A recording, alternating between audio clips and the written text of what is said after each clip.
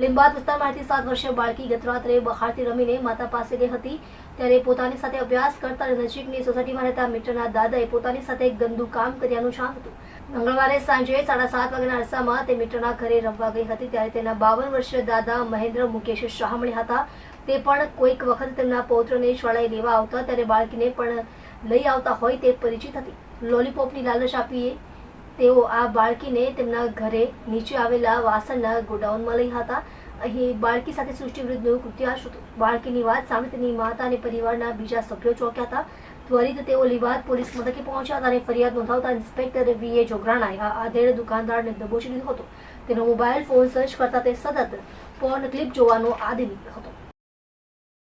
Station વિસ્તારમાં રહેતા એક બેને આવી અને ફરિયાદ નોંધાવી હતી કે એમની નાની દીકરી સાથે એમના જ પડોશમાં રહેતા એક વ્યક્તિએ અડપલા કર્યા હતા દીકરીના।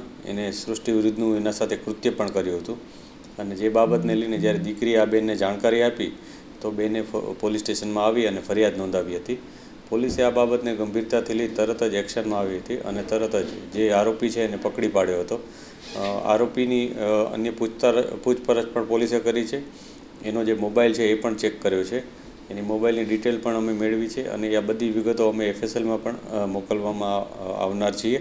આ ઉપરાંત જે નવી જે ભારતીય ન્યાય સંહિતાની કલમો છે કે જેમાં 64(2), 65(2), 351 વગેરે મુજબની કલમ ઉપરાંત પોક્સોની કલમ 3, 4, 6 વગેરે કલમો ઉમેરીને આ ગુનો દાખલ કરવામાં આવ્યો છે અને આ ઉપરાંત જે દીકરીનું સ્ટેટમેન્ટ હોય છે એ પણ લેવામાં આવનાર છે, જે BNSSના નવા નિયમો અનુસાર લેવામાં આવનાર છે।